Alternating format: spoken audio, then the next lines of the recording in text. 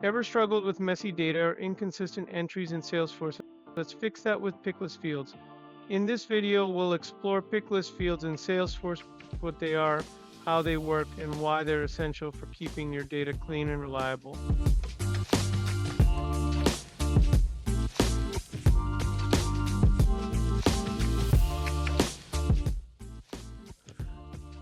Today, we are going to learn about Picklist field in Salesforce. So right here, I have my student object. So when I try to create a new student, as you can see, I need to type in a student name and a student birth date. Now I wish to capture two more pieces of information. So I want to capture the student's gender and the courses that the student is interested in studying. So first, let's talk about student gender. So for that, I'll create a Picklist field. And in order to create a Picklist field, all you have to do is click on this gear icon, go into setup. Once you are in setup, click on Object Manager. Then you can go into the object that you wish to create this field on. In my case, I will go into Students. From there, click on Fields and Relationships. And once you're on this page, click on New. So for gender, we wish to capture the student's gender, and we are going to use a Picklist field. Why? Because we want to ensure consistency. If we create an open text field, then the users will be free to enter whatever gender they wish to. For example, if it's a male, they can enter the word male, or they can even just type in the letter M. Or in some cases, they can even write down man. So for the same gender, there could be 3 different kinds of entries, or even more. They could misspell the word male or something. So it would not be good for reporting, and it would not be consistent. So in order to ensure consistency, we will use a Picklist so that the users can only choose from predefined values. Once you select Picklist over here, you will click Next. You will name the field, give it a label, and then you can choose Enter Values. And over here, you need to enter your values. Each value needs to be separated by a line. So first value will be male, then let's say female, and then maybe we want to add other. So we have 3 gender options that the user can choose from. It's either male, female, or they can choose other. After that, you can choose to display this value set in alphabetical order, despite whatever order we entered it in. So for that, you just check this box and it'll display it in alphabetical order. You can mark the first value as default. That means if the user does not choose any value for the gender pick list, the first value would automatically be chosen. In this case, it would be male. You can restrict the Picklist values to the defined values in this set, meaning that the users can only choose one of these values and no one can enter a value which is not one of these 3.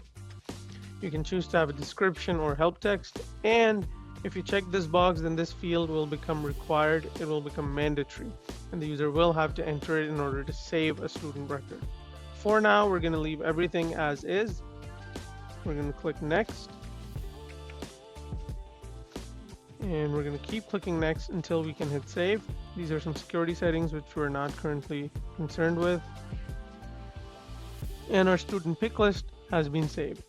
Now currently the pick list that we created, it was a standard pick list, which means we can only choose one value out of all the pick list options. For example, in this pick list we had male, female, and other.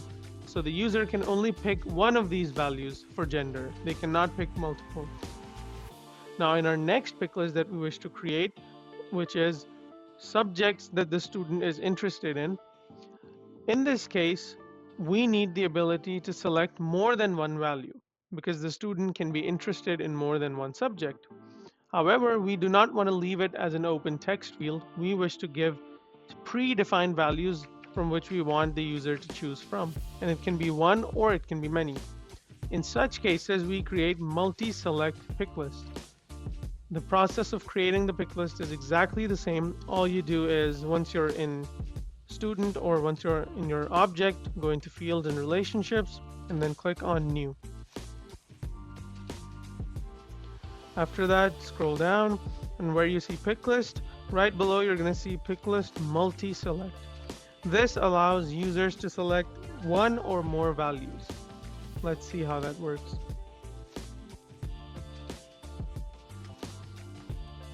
Now we're going to click next. We're going to give it a name. We're going to call this courses.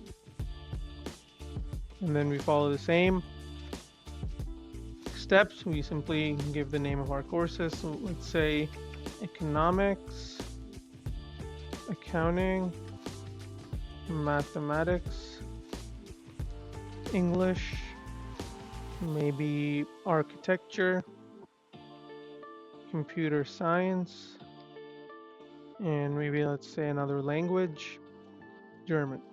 So now the student can choose one or multiple courses out of all of these. So how many lines do we want to make visible by default? So the user doesn't have to scroll down. 4 is the default, and we're going to keep it that way. Everything else we leave it as is. We click next, and we click next again, and we hit save. So that's how we create both our fields. Now let's go look at our fields in action. Now when we try to create a new student record, and we click new, we can see all these fields showing up. So we can see gender, which is a pick list. So we can choose either male, female, or others. For now, I'm going to choose male. So as you can see, I can only choose one value. So I can choose one, and then that gets selected. For courses, since it was a multi-select pick list, I can choose one. For example, I can choose economics. So that's chosen. I can even choose more. So I can choose computer science and maybe even German language. So I can choose 3. Right? And if you notice, you can see up to 4 values on one screen. Other than that, you have to scroll down. So remember, when we were creating the field, we selected 4 visible lines. So these are 4 visible lines. If you want to see more values, you got to scroll down. So that's how pick lists and multi-select pick lists work. Thank you.